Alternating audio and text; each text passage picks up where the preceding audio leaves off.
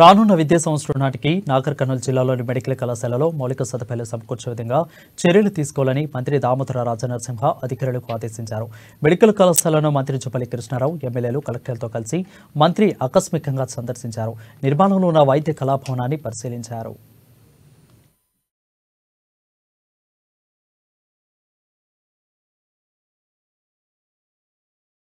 ప్రస్తుతం కళాశాలలో ఉన్న మౌలిక వసతులు, వచ్చే విద్యా సంవత్సరానికి అవసరమైన సదుపాయాలను అడిగి తెలుసుకున్నారు.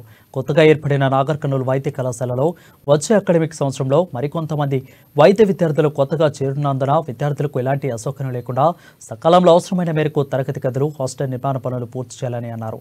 అంతకుముందు జిల్లా ఆసుపత్రికి సందర్శించి రోగులకు ఇస్తున్న వైద్య సదుపాయం, భోజనం, పారిశుద్ధ్యాన్ని పరిశీలించారు. ఆసుపత్రి ఎమర్జెన్సీ వార్డులో సిఐయు యూనిట్, చిన్నపిల్లల ఎన్ఐయుసిసి, అదేవిధంగా జనరల్ వార్డులను సందర్శించారు. రోగులతో మాట్లాడి వైద్యం అందిస్తున్న తీరును అడిగి తెలుసుకున్నారు. రోగులకు మెనూ ప్రకారం భోజనం అందించాలని సూచించారు.